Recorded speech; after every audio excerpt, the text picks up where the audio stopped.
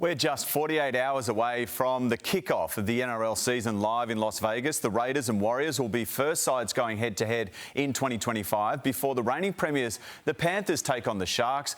But an historic first, the Jillaroos will also be in action, facing off with the old enemy, England.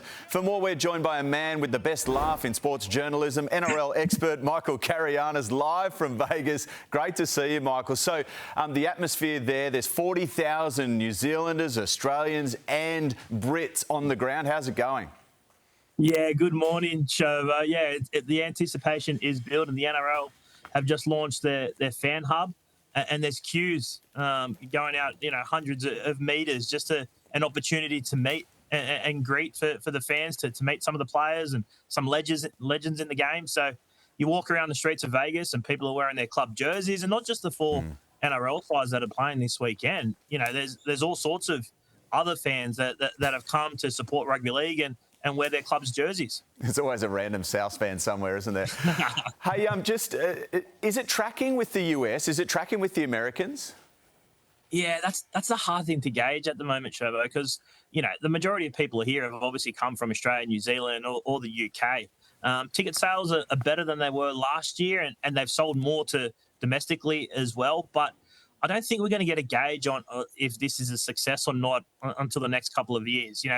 It's a 5-year commitment in Las Vegas. And if we get into the 4th or 5th year and we're selling 10,000, 15,000 tickets to locals, then that will be considered a success. There's other metrics in terms of, how many people are watching and streaming the games across the season in America that the NRL will look closely at as well. So it's hard to gauge at the moment, but there's signage everywhere, on every billboard across Las Vegas, on the Strip and on the outskirts. The NRL are trying really hard to crack it here. Yeah, Peter V'landys, you can't put it past him. He does this so well. He's also reached out to Donald Trump. Any word? Is the president going to turn up?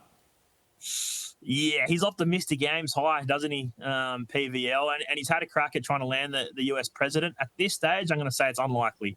Yeah. I don't think we're going to see Donald Trump kicking off, on the field to launch the season, unfortunately. Blowing the horn for the Raiders. Let's talk about some footy. So the Panthers, of course, 4-peat. They finished that off last year. They're going for 5 straight. Unheard of in the modern game to be 5-time premiers. Can they do it? Can they start it?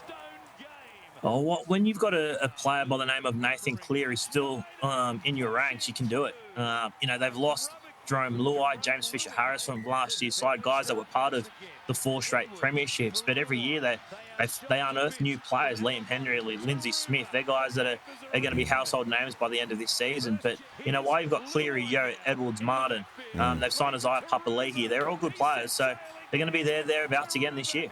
Yeah, this young Jack Cole too sounds very good. Michael, enjoy. Don't do anything I wouldn't do. Thanks for joining us.